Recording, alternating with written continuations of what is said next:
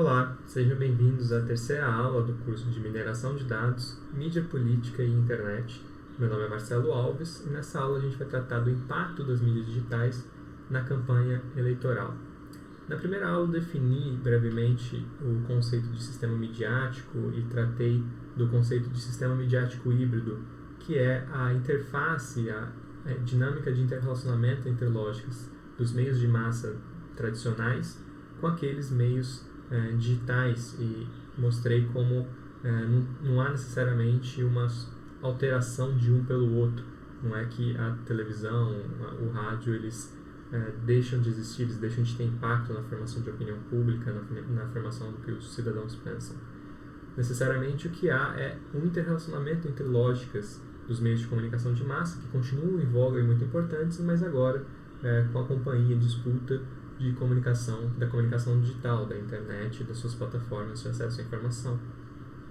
Na aula 2, eu tratei de quais são os impactos dessas comunicações digitais para o jornalismo e mostrei como o campo jornalístico ele perde a sua autonomia institucional de definir quais são os critérios de produção de notícia e quais são os processos de difusão, de disseminação e compartilhamento das informações, pela atuação do que a bibliografia chama de intermediários digitais, ou seja, plataformas que crescem a partir da internet, como o Facebook ou como o Google, empresas que conseguem atuar e influenciar todo o processo de como os cidadãos encontram informação e como as empresas jornalísticas produzem e circulam o seu material. Dei o exemplo do Newsfeed, o algoritmo do Facebook, que reduziu o alcance, a visibilidade de notícias e como isso impacta toda a produção, o recurso de produção jornalístico. Nessa aula a gente vai dar conta de como os meios digitais, a internet, ela modifica de forma geral os processos e práticas e dinâmicas da campanha eleitoral. O primeiro ponto é a gente definir quais são os objetivos da comunicação eleitoral e para que serve uma campanha eleitoral em última análise. Um dos principais objetivos da campanha eleitoral em meios de massa ou meios digitais é reduzir o custo de aquisição de informação por parte dos eleitores. Então, as candidaturas, os comitês, os partidos, eles atuam no sentido de produzir informação, de produzir propaganda política para construir a imagem dos seus candidatos, para definir quais são os seus posicionamentos, suas pautas e sua imagem de forma geral, para que o cidadão ele receba isso de forma mastigada, de forma mais direta, para que ele possa compreender aquelas decisões, pensar sobre o assunto e decidir como vai ser a escolha do seu candidato, definir o seu voto. Então, em última análise, o objetivo geral de uma campanha é reduzir esse custo informacional, fazer com que essa informação seja mais facilmente disponível para os eleitores. E utiliza-se os meios de comunicação do ponto de vista estratégico para atingir os objetivos do partido, certo? Nem todo o candidato, nem todo o partido, ele vai para uma eleição com o mesmo objetivo. Então, nessa bibliografia de comunicação política se utiliza muito as tipologias partidárias para dar conta de diferentes objetivos de acordo com o contexto do partido, de acordo com os objetivos do partido, que eles vão para uma campanha. Então, é possível abordar uma campanha eleitoral do ponto de vista de um partido que tem o objetivo de maximizar a sua competição eleitoral, maximizar a aquisição de votos, ou, por outro lado, um partido mais ideológico que vai definir pautas, definir quais são os temas a serem debatidos e tentar influenciar a formação de políticas públicas.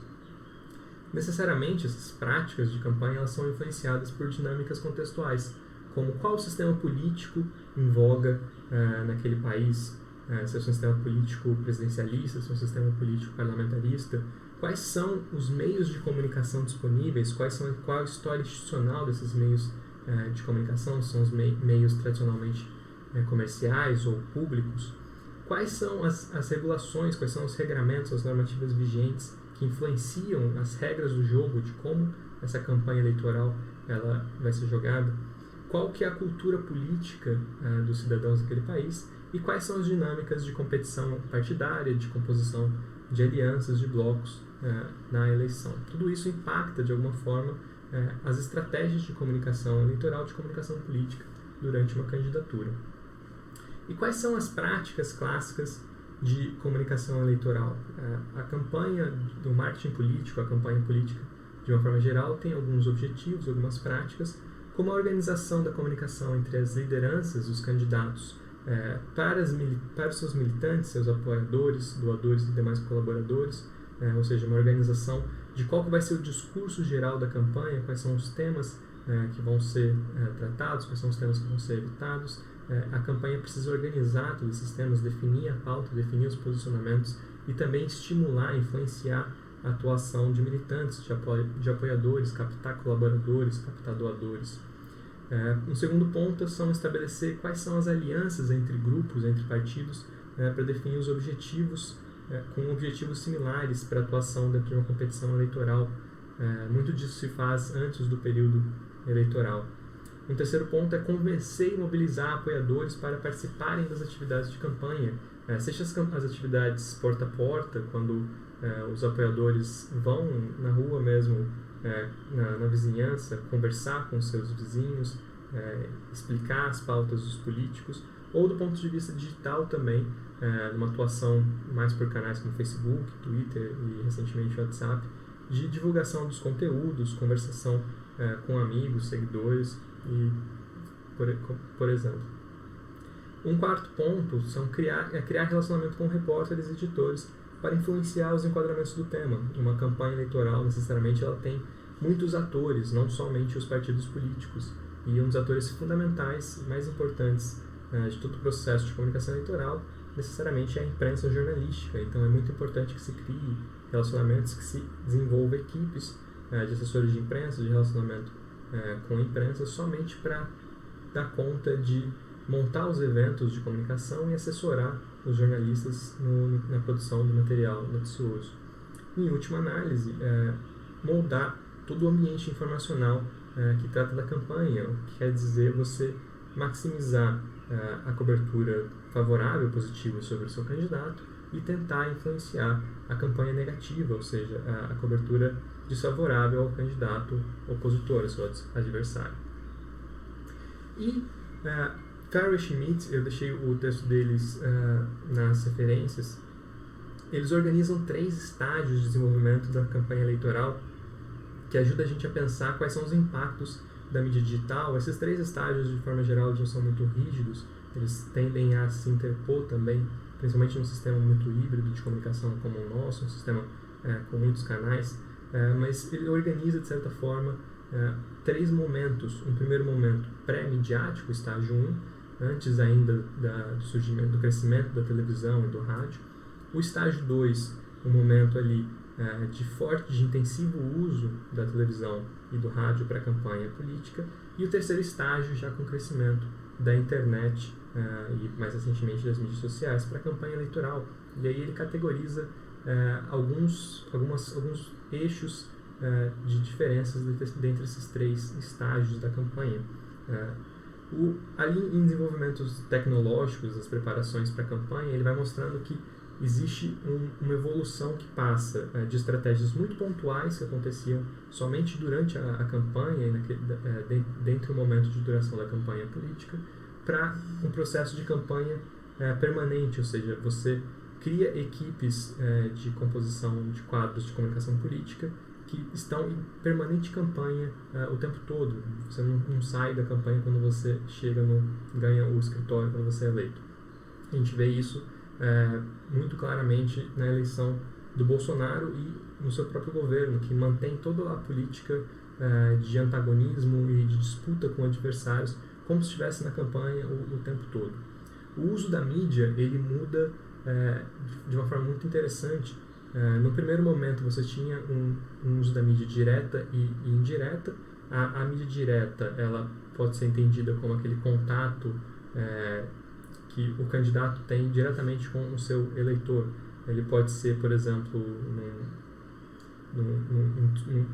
na distribuição de flyers, na distribuição de conteúdo impresso do jornal do partido, em eventos, em comícios que são feitos. Então, são a cobertura direta, ou seja, aquela que o candidato e o partido controlam diretamente o conteúdo e a indireta era somente a cobertura de um jornal impresso. No estágio 2, existe uma ênfase muito grande na campanha indireta, necessariamente pelas relações com a imprensa midiática. Então você tem uma profissionalização da campanha política e um treinamento muito grande dos candidatos para aprenderem a falar com a imprensa, dar entrevistas, falar em público, e todo um processo que se chama de media training, muito focado na televisão e no contato indireto com os eleitores, porque é mediado pelos meios de comunicação. Num terceiro estágio, na internet, volta a ter uma ênfase no direto, na campanha direta, porque você usa as ferramentas digitais. Eu posso falar sobre o uso de e-mail, de listas de e-mail, para ter o contato diretamente com aquele eleitor. Você sabe o nome do eleitor, você tem uma lista de contatos e manda a comunicação diretamente para ele. Então, no terceiro estágio, ele resgata, de certa forma, a comunicação direta do primeiro estágio, mas agora mediada por outras ferramentas, por ferramentas digitais.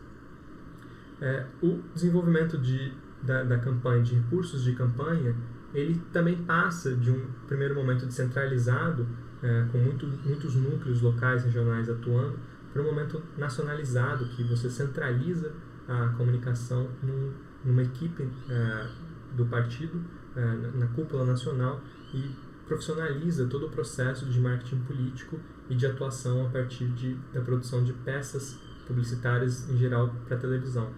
No terceiro estágio, com a internet, você tem nova capacidade, nova possibilidade de centralizar as operações de campanha com o que se chama de escrutínio central. Como isso funciona? O Barack Obama, na campanha de 2008 e na campanha de 2012, ele atuava a partir de uma plataforma que chamava MyBO, My Barack Obama. Ele coordenava nessa campanha os militantes, eles podiam se cadastrar, os militantes do Partido Democrata, e ele coordenava a equipe central do Barack Obama, definia as tarefas locais, por exemplo, de buscar doadores, de organizar eventos locais e definir quais são os discursos, o que aqueles militantes vão falar nos seus eventos de campanha. E isso era, de certa forma, centralizado, ou seja, coordenado, a distribuição de tarefas era feita pelo Comitê Central, mas a atuação era, de alguma forma, descentralizada para pessoas que iam lá e executavam essa campanha. Então, a internet, essas plataformas, elas possibilitam uma composição de campanha centralizada e centralizada ao mesmo tempo, tendo um escrutínio central do conteúdo. A bibliografia ela segue definindo essas diferenças. Alguns pontos importantes de se definir aqui são as fontes de feedback, ou seja, as fontes de resposta que a candidatura tem. Ela passa sempre de uma fonte impressionista, ali do contato direto com o eleitor, do que os eleitores falam, para um segundo momento de pesquisas de opinião pública, científicas, estatísticas, em larga escala. E agora, num terceiro momento, você tem o crescimento do monitoramento de mídias sociais, ou seja, o acompanhamento quase em tempo real do pulso da opinião pública no Twitter, no Facebook, do que as pessoas estão falando em tempo real, o monitoramento, a mineração de dados, para você conseguir modelar os sentimentos, modelar os posicionamentos, comportamentos políticos eleitorais, quase que em tempo real, com esse conteúdo que é produzido o tempo todo em comentários no Twitter, no Facebook, nas mídias sociais de forma geral. E um segundo ponto aqui, a ideia de targeting, de selecionar os eleitores. Ele passa de um processo catch-all, ou seja, uma mesma mensagem produzida na TV para todo mundo, para todos os eleitores receberem, para uma segmentação de mercado, para um direcionamento de mensagem pela internet de acordo com características sociodemográficas, como idade, como sexo, ou necessariamente características psicológicas. Então, esses três estágios eles mudam bastante todos os procedimentos, os processos, práticas da campanha eleitoral. O Daniel Kreiz ele oferece um conceito muito interessante que se chama campanhas intensivas tecnológicas ou tecnológico-intensivas, que fala que a campanha de hoje está completamente dependente do desenvolvimento da infraestrutura de dados e de equipes analíticas. Ele está necessariamente falando aqui da aplicação de análise de dados, de técnicas muito contemporâneas e recentes de mineração de dados, para conseguir compreender o comportamento desse consumidor, do seu cliente em tempo real, como se fosse um consumidor mesmo, e atuar a partir disso pela segmentação de mensagens, pela otimização das taxas de abertura de e-mail, por exemplo, ou entregando a mensagem certa para a pessoa certa. São técnicas muito utilizadas, por exemplo, na campanha do Donald Trump. Eu vou explorar isso um pouco mais à frente. Essa ideia de campanhas tecnologicamente intensivas, ela, novamente, eu vou colocar aqui dentro de um contexto do sistema midiático híbrido, com alguns resultados de quais são as fontes de informação consideradas no voto. Foi uma pesquisa de opinião pública feita pelo IBOP, um Instituto Brasileiro de Pesquisa, na campanha do ano passado, e ele vai mostrar que as notícias de TV ainda são, em 42%, as mais apontadas como importantes para definir os votos. Em segundo lugar, debate entre candidatos na televisão, o debate televisivo. Em terceiro, as conversas com amigos, colegas, familiares, 35%. Só que a gente já vê ali notícia nos jornais, propaganda em rádio e TV e notícia da internet aparecendo em terceiro, quarto e quinto lugar, com uma taxa de importância muito grande. Então, esse resultado de pesquisa ele dá uma indicação de como os eleitores se comportam na escolha de hábitos informacionais, necessariamente mesclando as dietas de consumo de notícia de meios tradicionais, da TV e do rádio, com conversas com amigos e aquelas informações que vêm da web. Aqui mais um resultado também da eleição de 2018, ela mostra um dado muito interessante de como eleitores, em geral, jovens e muito instruídos de classe alta, eles acessaram a informação pela web. Então, você tem aqui o resultado que mostra, entre os mais jovens, 93% dos eleitores mais jovens receberam conteúdo de alguma plataforma de mídia social, 94% entre aqueles mais escolarizados e 92% entre os mais ricos. O WhatsApp foi apontado como a rede mais popular, 66% tem conta no aplicativo e 48% dos eleitores brasileiros indicaram consumir vídeo na web sobre política. Entre os apoiadores, os eleitores do direitista Jair Bolsonaro foram que mais utilizam alguma rede social para consumo informacional, com até 81%. O Datafolha também mostrou que taxas mais altas de leituras de notícias sobre política e eleição, elas acontecem também entre os eleitores do Bolsonaro. Aqui no quadro a gente tem 57% de bolsonaristas recebendo informação sobre o Facebook no Facebook e 61% de bolsonaristas recebendo informação no WhatsApp. No WhatsApp é a maior taxa entre os apoiadores. Então a gente vê como essas plataformas digitais ela também tem uma importância muito grande no recebimento e no compartilhamento de informações durante o pleito eleitoral. E aí tem alguns conceitos importantes para pontuar sobre quais são as novidades da campanha digital, por que ela tem características diferentes, essas campanhas que se chamam tecnológica intensivas. A primeira, talvez uma das mais importantes, é a redução do controle sobre as mensagens. Essa redução acontece tanto do ponto de vista do partido, quanto do ponto de vista da imprensa. Do ponto de vista do partido, necessariamente,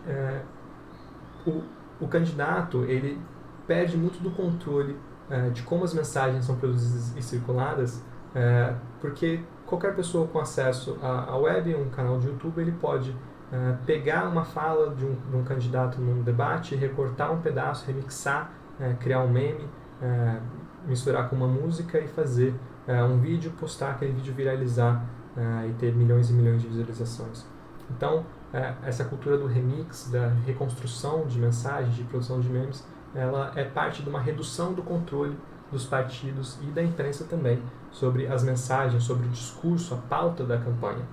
Ela pode ser vista de um ponto de vista mais participativo, positivo, com remix, com cidadãos participando do conteúdo, da produção de conteúdo, mas também por campanhas difamatórias, que são feitas às vezes por cidadãos, às vezes por movimentos, às vezes por grupos, mas às vezes também pelo próprio comitê político que desenvolve campanhas apócrifas, campanhas anônimas que o autor não se define quem foram os autores, para propagar conteúdo difamatório contra os candidatos. Eu chamo isso, num dos meus estudos, de campanha não oficial. Algumas das práticas também chamam isso de digital astroturfing, astroturfing no sentido de grama sintética, de você criar um movimento falso de apoio, de ataque a um candidato, mas esse movimento é criado pelo próprio adversário. Então isso é muito utilizado na web. Você cria algumas páginas, cria alguns influenciadores, às vezes alguns robôs, às vezes são pessoas contratadas que falsificam, que criam o conteúdo, que criam uma campanha difamatória contra o seu oponente. Um terceiro ponto é a segmentação e o microtargeting via impulsionamento. Esse é um ponto também bastante relevante de se compreender da campanha digital. A segmentação ela é o direcionamento, ou seja, a entrega de mensagens para públicos com interesses muito específicos. Isso é feito não somente uma segmentação de idade. Eu posso criar um conteúdo, uma pauta para um eleitor mais jovem, muito diferente de uma pauta para um eleitor mais velho. Eu também posso criar uma estratégia de microtargeting, ou seja, misturar esses cortes sociodemográficos com interesses muito específicos, com medos, com vontades, com interesses da minha população, dos meus cortes sociodemográficos. Isso foi muito utilizado, por exemplo, na campanha do Donald Trump, quando a Cambridge Analytica orientava um conteúdo, por exemplo, xenófobo para pessoas, para eleitores que tinham medo, por exemplo, de imigrantes. Então eles detectavam, a partir da análise de dados, medos, vontades, interesses dos eleitores e conseguem direcionar de forma muito micro, muito específica o conteúdo de campanha por meio do impulsionamento, ou seja, de anúncios pagos. Isso leva também à transformação da propaganda para o ad político. A propaganda na TV, no rádio de forma geral, ela é muito bem determinada, ela é uma propaganda institucional que os anunciantes eles têm que registrar no Tribunal Superior Eleitoral, no caso brasileiro, e aquilo é institucional. No Brasil, só quem pode fazer propaganda eleitoral são os candidatos e os comitês partidários. No Facebook, você fazendo um registro da sua conta, enfim, você pode criar um anúncio político e propagar aquele conteúdo de acordo com um investimento de dinheiro. Então, os contornos, a definição do que é uma propaganda política, ela é um pouco mais fugidia, um pouco mais difícil de você definir. Em geral, essa definição ela passa de instituições democráticas, como o judiciário, o legislativo, e vai para empresas privadas, que vão definir o que são anúncios políticos e o que não são anúncios políticos. E isso também leva, necessariamente, à dificuldade de regulação de práticas impróprias. Na campanha brasileira, por exemplo, era proibido que movimentos, grupos, pessoas fizessem anúncios pagos políticos no Facebook ou no Google, atacando ou defendendo algum candidato. A despeito dessa proibição, o que mais houve foi anúncio de terceiros, ou seja, de pessoas que não são responsabilizadas, registradas diretamente pelas campanhas, pelos partidos. Isso é extremamente difícil de rastrear, de analisar, de você guardar, de armazenar e de dar conta, porque são milhares e milhares de anúncios acontecendo ao mesmo tempo e você depende muito da capacidade do próprio Facebook de organizar esse conteúdo. Então, na campanha digital, você tem uma multiplicação dos pontos de informação em diversas plataformas. Essas plataformas são transnacionais, são empresas que atuam por regras muitas vezes próprias do seu próprio algoritmo, e é extremamente difícil de regular nacionalmente, de você conseguir controlar toda essa circulação de acesso que, em última análise, é descentralizada. Então, se qualquer pessoa pode criar um anúncio a partir de algum registro muito simples de ser feito, é extremamente difícil de você controlar essa circulação de conteúdo. Então, essas são as principais novidades da campanha digital.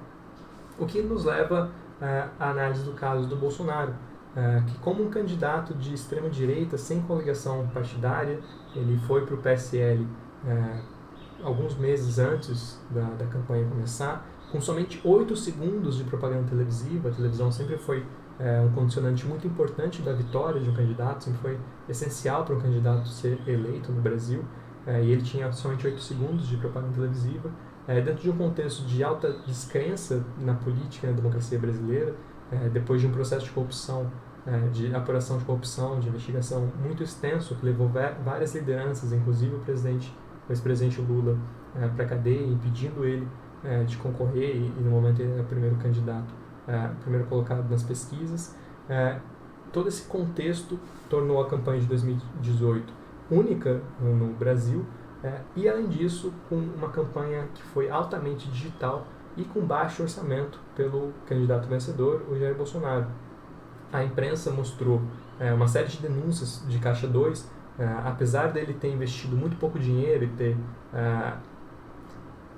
ter informado ao TSE um gasto muito pequeno, um orçamento muito baixo na campanha.